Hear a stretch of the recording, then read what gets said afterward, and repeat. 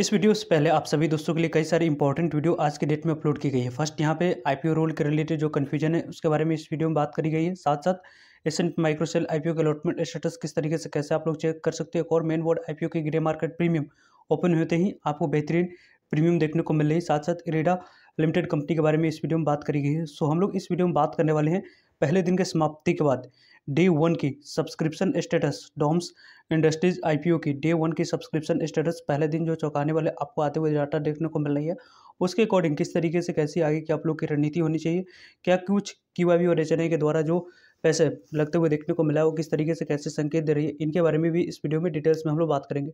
So video को इन तक देखिएगा। वैसे ही daily IPO grey market premium और स्टॉक स्पेसिफिक अपडेट के लिए चैनल को सब्सक्राइब कर लीजिए। साथ ही कमेंट सेक्शन में आपको टेलीग्राम ग्रुप का लिंक दिया गया, वहाँ भी जुड़ सकते हैं ताकि आपको टाइम टू टाइम छोटे मोटे अपडेट मिलते रहे। पहली बात, यदि हम लोग एंकर इन्वेस्टर लिस्ट के बारे में बात करें तो लगभग एंकर इन्वेस्टर लिस्ट के बारे में बात करते हैं तो 12 दिसंबर को ही एंकर इन्वेस्टर के लिए जो पोर्शन रिजर्व रखा गया था इसमें आपको लोगों को देखा जाए तो लगभग टोटल इशू साइज 1200 करोड़ में से आपको 537 करोड़ की बात करें तो यहाँ पे आप लोगों को एंकर इन्वेस्टर को एलोकेट किया गया है।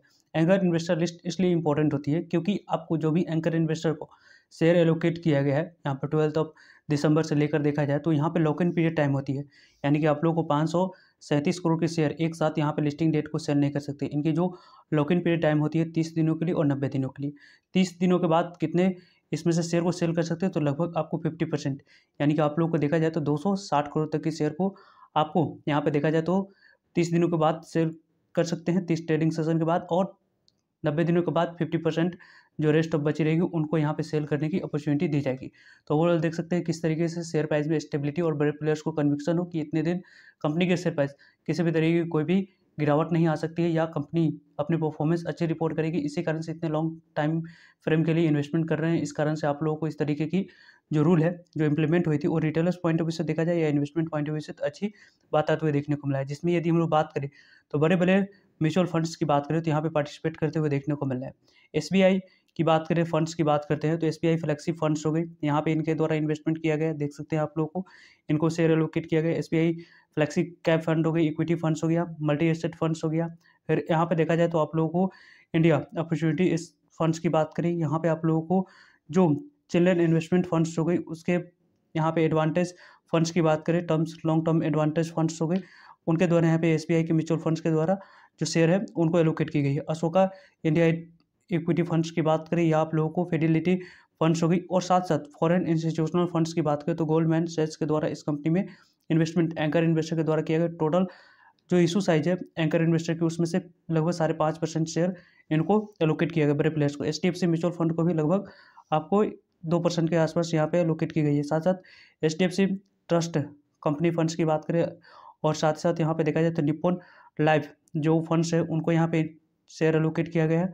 और आपको अबू धाबी जो इन्वेस्टमेंट फंड्स है उसकी बात करें तो यहाँ पे उनके द्वारा भी आपको इनको शेयर एलोकेट की गई है। और आईसीआईसी प्रूडेंशियल फंड्स की बात करें उनको भी यहाँ पे शेयर एलोकेट किए गए। 361 फ्लैगशिप फंड्स की बात करें तो उनको भी यहाँ पे इन्वेस्टमेंट आते हुए देखने को मिला। आदित्य बिरला सन लाइफ ट्रस्ट फंड्स की बात करें तो यहाँ पे उनको भी इन्वेस्टमेंट आते हुए देखने को मिला है, इनको भी शेयर एलोकेट की गई है। और यदि हम लोग बात करें तो मिराज एसेट ग्रीड आपको जो कंज्यूमर फंड्स हो गई उसको यहाँ पे शेयर एलोकेट होते हुए देखने को मिला लगभग 3% के आसपास टोटल एंकर इन्वेस्टर की।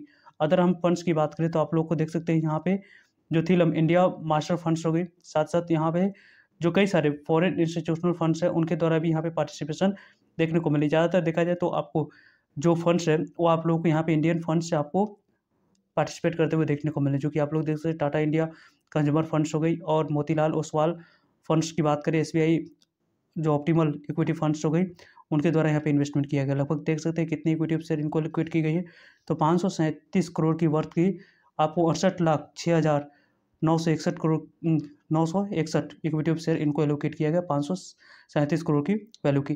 वैसे देखा जाए तो कितने म्यूचुअल फंड यहाँ पे पार्टिसिपेट करते हुए देखने को मिले तो देख सकते हैं लगभग अलग अलग स्कीम के माध्यम से आपको अलग अलग 14 स्कीम ने यहाँ पे पार्टिसिपेट आपको करते हुए देखने को मिले, 14 यहाँ पे देखने को मिले। और अदर्स की बात करें तो आप लोग यहाँ पे फंड्स देखने को मिले लगभग टोटल 27 फंड्स यहाँ पे पार्टिसिपेट करते हुए देखने को मिले, जो कि एक अच्छी और पॉजिटिव पॉइंट्स आपको देखने को मिले कि म्यूचुअल फंड्स के इस कंपनी में इंटरेस्ट देखने को मिला है। क्योंकि इसके टोटल इशू साइज की बात करें 1200 करोड़ की, तो यहाँ पे आप लोगों को इसमें से 75% शेयर आपको QIB को, जिसमें एंकर इन्वेस्टर को भी आपको शेयर एलोकेट किया गया है, 15% NII कैटेगरी को, 10% रिटेलर्स के लिए, यानी कि आप लोग 120 करोड़ की वर्थ के ही शेयर रिटेलर्स को एलोकेट किया जाएगा, जो कि उतनी पॉजिटिव पॉइंट्स नहीं कि रिटेलर्स को यहाँ पे अलॉटमेंट मिलने की चांस और पॉसिबिलिटी कम रहेगी।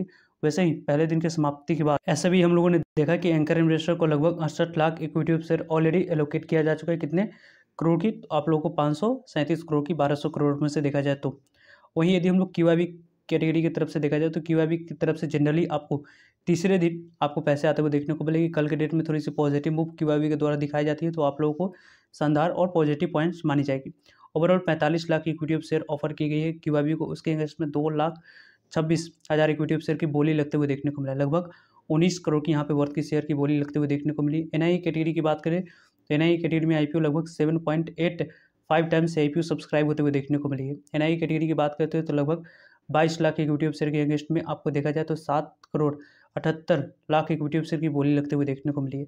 NII की तरफ से देखा जाए तो आप लोगों को पहले दिन के समाप्ति के ही बाद 1406 करोड़ की बोली लगते हुए देखने को मिल चुकी है, जो कि एक अच्छी और बेहतरीन रिस्पॉन्स है। 10 लाख से ऊपर वाले एप्लीकेशन की बात करें, बिग NII कैटेगरी में IPO 6.81 टाइम्स सब्सक्राइब होते हुए देखने को मिले। लगभग देखा जाए तो 814 करोड़ की बोली लगने की वजह से आपको 7 गुना सब्सक्राइब होते हुए देखने को मिल चुकी है। स्मॉल NII कैटेगरी की बात करें तो लगभग 10 गुना IPO सब्सक्राइब होते हुए देखने को मिल चुका है। यानी कि आप लोग को देखा जाए तो 7,56,000 इक्विटी शेयर के अगेंस्ट में 75 लाख इक्विटी शेयर की बोली लगते हुए देखने को मिली। लगभग 592 करोड़ की स्मॉल NII कैटेगरी की तरफ से आपको बोली लगते हुए देखने को मिला है।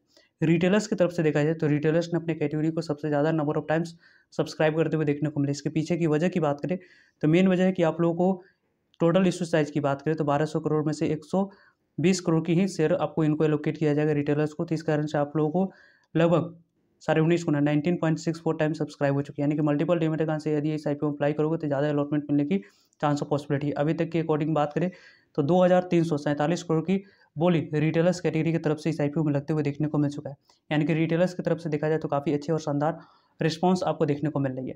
पहले दिन के समाप्ति के बाद देखा जाए तो 5.82 टाइम्स से IPO सब्सक्राइब होते हुए देखने को मिल चुकी है।